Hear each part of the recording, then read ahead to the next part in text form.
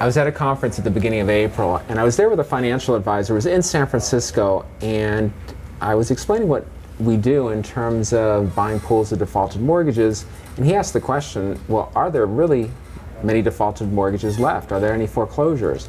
Now, this was in San Francisco, where the housing market has increased almost 23% in the last year, and so from his perspective, maybe living there are not as many foreclosures in San Francisco. Any comments, Alysse?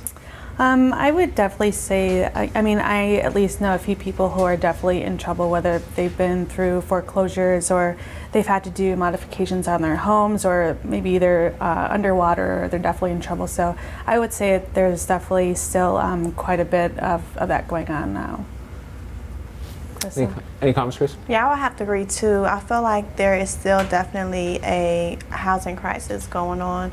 I know I worked for a judge in Cook County, and he worked in the foreclosure department, and he was busy all the time. There was plenty of foreclosures still going on, so I believe it's pretty prevalent still in Chicago. Well, here are the statistics. Since the housing crisis began, over 4 million families have lost their homes to foreclosure. Right now, there's almost 10 million families that owe 25% or more than their house is worth. And that's 10 million, that's almost 20% of all families that have a mortgage in this country. So there still are a lot of families in trouble. Now, some of those people who are underwater may be paying their loans. They may not be paying their loans and not being foreclosed on. I mean, we see all the time families who haven't paid their loan in 3, 4, 5, 6 years, and they're still in the homes. It doesn't seem as if there's been any assistance as far as the foreclosure crisis or anything like that. You see boarded up homes on so many different blocks, and it seems as if no one is even interested in trying to correct the issue that's going on. I mean, really the solution for all these people who are underwater is to simply stop paying.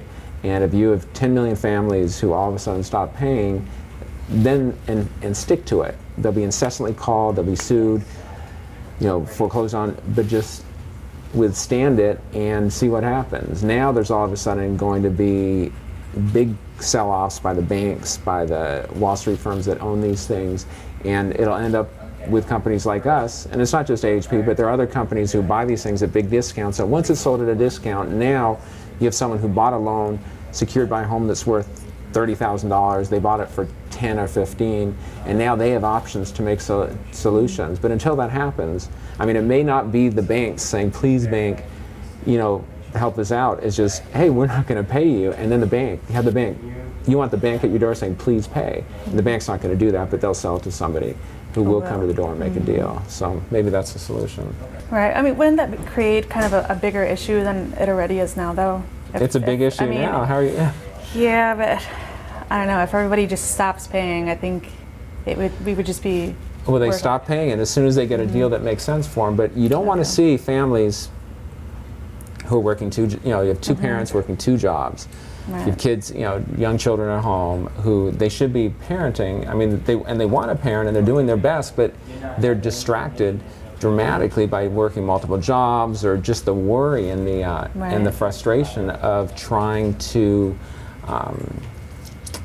make their payments. And there's tons of these families who are underwater, have somehow exhausted their 401ks, exhausted their savings, borrowed from friends and family, got money from credit cards, got money from payday lenders, and that's the money that's being used to keep their mortgage current. And at some point, they'll just exhaust themselves, and not only do they exhaust themselves, now they're in more debt, they're in higher interest debt, and they owe their friends, they owe their family money, and they have no retirement money, so they've just gone, they've become completely financially exhausted, and now they say, I need help. They need to say help, when they still have some of those things, and not exhaust everything.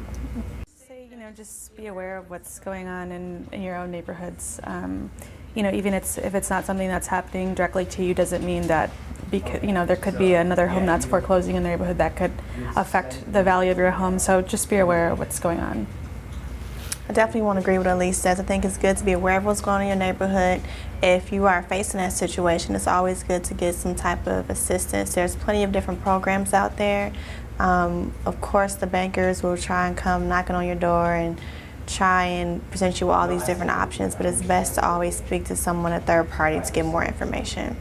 Yeah, I agree. The bankers aren't always looking out for your interests. Even a big No. bank, people think, well, they're Bank of America, they're Wells Fargo, they're big banks, they must be doing the right thing, and they're not. No, they're not. They and can't even keep their documents They organized. can't. So just think what really makes sense for you, and what, you know, is this payment really affordable for you and your family? Is this principal reduced to something that makes sense? And if they make an offer and it doesn't make sense, then don't take it until it makes sense. Now, at some point, you're probably going to have to pay on that mortgage, and you do risk foreclosure, but foreclosure takes months, years. I mean, we have some Years. foreclosures that are like 2 or 3 years old by the time they get to us, and you can get an attorney. Lots of times the attorneys can help you and make you feel a little more comfortable, so you're maybe not feeling like you're fighting on your own.